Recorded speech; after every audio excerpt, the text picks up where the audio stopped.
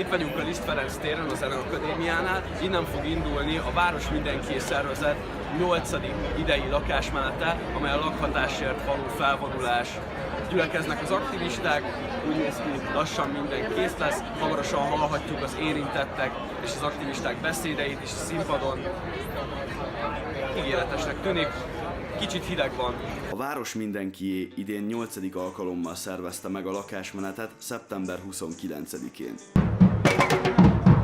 Az eseményen körülbelül 1500 fő vonult együtt azért, hogy felhívja a figyelmet a magyarországi lakhatási válságra, a családok tömeges kilakoltatására és a hajléktalan embereket diszkrimináló törvényekre. Ez a mai magyar állam felelőtlen és kegyetlen. Egy tisztességes állam nem teszi hajléktalanná az állampolgárait. A Fidesz 2013 óta embertelen módon korlátozza a hajléktalanok jogait.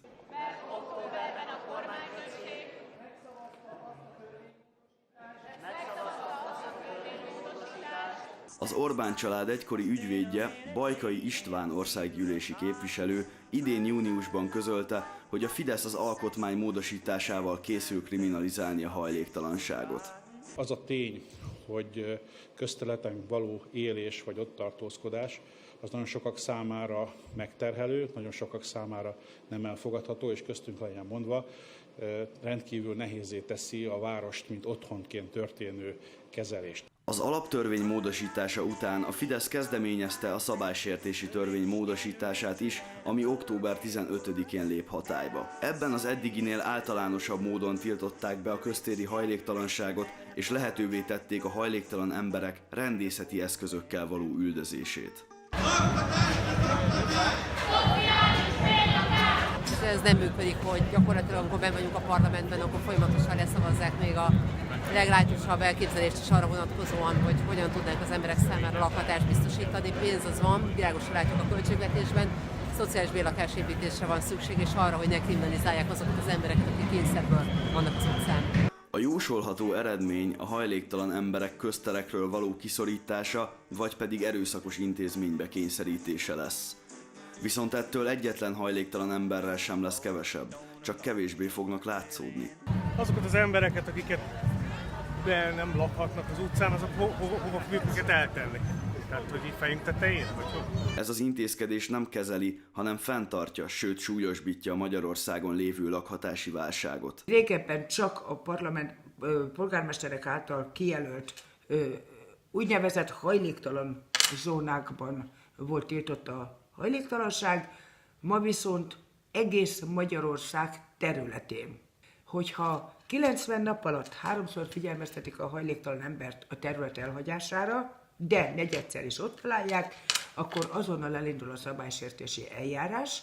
Ezzel egyidejűleg 72 órára szabálysértési elzárásba veheti a rendőrség. Ez alatt a 72 óra alatt bíróság elé állítják, és bíróságtól függő, hogy mit szab ki rá. A magyar állam, a budapesti fővárosi önkormányzat, az egyes önkormányzatoknak széles, kiterjedt rendszere van, és támogatási megoldásai arra, hogy valakik, amelyiknek átmenetileg az élete elnehezült, és nem tudnak saját otthonban lakni, azok számára megfelelő megoldást nyújtsunk éjszakai vagy éppen nappali szálláshelyek biztosításával. Hazudik a kormány, mert a többségi társadalom úgy tudja, hogy van elegendő ágy, nem igaz.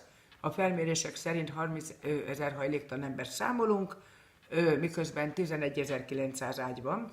Az ellátórendszer túlzsúfolt, az ellátórendszer bogaraktól fertőzött, az ellátórendszerben nincs magánszféra, nincs intim szféra, borzalmasan kevés a pároknak a közös lakhatási megoldása. Ez emberhez méltatlan élet, emberhez méltatlan eljárás és embertelen törvény.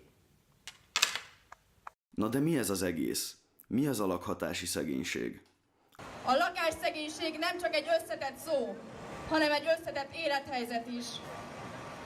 Éltem már szegregátum peremén, éltem falun Szerbiában, éltem 3 szobás, erkélyes polgári lakásban, és élek most is, egy kivakolt egykori fáskamrában. A lakhatási szegénység mindenkit érint, aki nem tudja önállóan fizetni albérletének, lakásának fenntartását, ez pedig rengeteg csoportot érint a hátrányos helyzetű családoktól kezdve az egyetemista diákokig.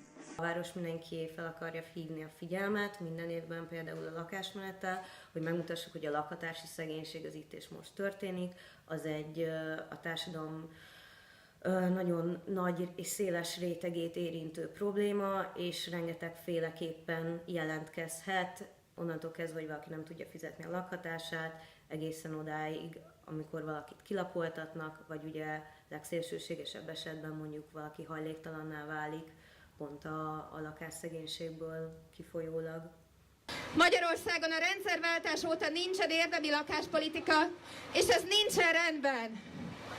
Ez nincsen rendben, kiáltok, de nem én kiáltok, bárcsak mondhatnám, hogy a föld dübörög, amikor együtt tiltakozunk, lakásszegénységben élők, szociális munkások, deviza és más lakáshitelesek, hajléktalanságban élők, brutális albérletárakat fizetők, télen alig fűtött családok, és nyitott szemű, jó érzésű emberek, ezek ti vagytok, mi vagyunk, mert a rendszerváltás óta az országban a lakáshelyzet egyre bizonytalanabb.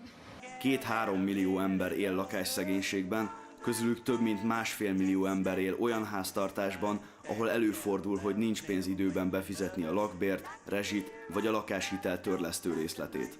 Még mindig van 1,5 millió ember, aki nem tudja kifizetni a rezsit és a tartozásait. Még mindig van 700 000, aki nem tudja fűteni a lakását, és emiatt még mindig meghal pár száz ember a télen, 3/4 a saját otthonában, már akinek van otthona, mások meg az erdőben, meg a Blahán. Az önkormányzatok ma azt csinálnak a bérlakásaikkal, amit csak akarnak. Semmi sem biztosítja, hogy ezekben a lakásokban rászorulók lakjanak megfelelő körülmények között, megfelelő támogatással. Egy olyan országban várják el tőlünk, hogy éljünk, ahol az otthonteremtés az elit kiváltságává vált, ahol a lakástámogatások 90%-a olyanokhoz jut, akiket nem kell támogatni. Az elmúlt években rohamosan nőtt a kilakoltatások száma az önkormányzati bérlakásokból, a lakások jelentős része üresen áll, vagy gazdag kormánypárti politikusok és vállalkozók laknak bennük. Megpróbálom kicsit hangosabban mondani, hogy a Budai várban, vagy a Ferencvárosi fideszeseknek kiutalt bérlakásokban is meghallják. 2018. május és június között több mint 1350 kilakoltatásra került sor, ezek által pedig rengeteg családot tesz tönkre a kormány azzal, hogy a szülőket az utcára, a gyerekeket pedig állami gondozásba küldi. Tiltakozunk, mert a gyermekvédelmi törvény 20 éves fennállása óta a kormányok mindegyike jogsértő módon szakított szét családokat kilakoltatások révén. És ez ma is folytatódik, mert egyre nő az anyagi okok miatt széteső családok száma. Ennek nem szabadna így lennie. A kormány úgy döntött, hogy 2018-at a családok évének nyilvánítja. Ez a családok számára több támogatást, több figyelmet jelent, és a családbarát kezdeményezéseknek a támogatását. A helyzet felettébb ellentmondásos, ugyanis csak a fővárosban 2500 üresen álló lakás van, ezeknek 20%-a lakható állapotban van, és az önkormányzatok évente minimum 190 millió forintot költenek az üresen álló lakásokra. Mindez azt jelenti, hogy az erőforrások megtalálhatóak ahhoz, hogy ne kriminalizálja és kilakoltassa, hanem lakáshoz juttassa az állam a lakásszegénységben élőket. A kilakoltatási moratórium lejárta óta hetente járják be a sajtót olyan hírek, amik ilyen horror kilakoltatás történeteket mutatnak be. Ugye azt is tudjuk, hogy az elmúlt évben, 2017-ben több mint 3600 kilakoltatás történt. Például az elmúlt időszakban volt egy olyan kilakoltatás, ami ellen a város mindenki a 9. kerületben élőláncot kezdeményezett. Ott tudni lehetett, hogy bár a családnak elmaradása volt, tartozása volt, ezt tudta volna rendezni, ennek ellenére is kilakoltatták ezt a családot, és azzal a lakással, ahonnan kilakoltatta az önkormányzat, maga a polgármester mondta, hogy nem fognak kezdeni semmit, befalazzák. A kilakoltatások helyzete, főleg a gyermekes családok esetében azért is kiemelten igazságtalan, mert hogy Magyarországon a gyermekvédelmi törvény 7. paragrafusában benne van az, hogy pusztán anyagi okok miatt nem emelhetnek ki gyermeket a családjából, nem vehetik el a szülőktől a gyereket, csak azért, mert szegény. Az AVM februárban beadott egy törvénymódosítási javaslatot, mely előírná, hogy ne lehessen gyermekes családokat elhelyezés nélkül az utcára rakni, a Fidesz azonban több alkalommal is megakadályozta, hogy a parlamentben tárgyaljanak erről. A szervezet nem adja fel, és októberben újra benyújtja a javaslatot. Mi most megpróbálunk egyeztetni, lejárjuk a köreinket. Ha nem sikerül, akkor majd másképp próbáljuk. Remélem, hogy akkor is találkozunk. Köszönöm, hogy meghallgattatok.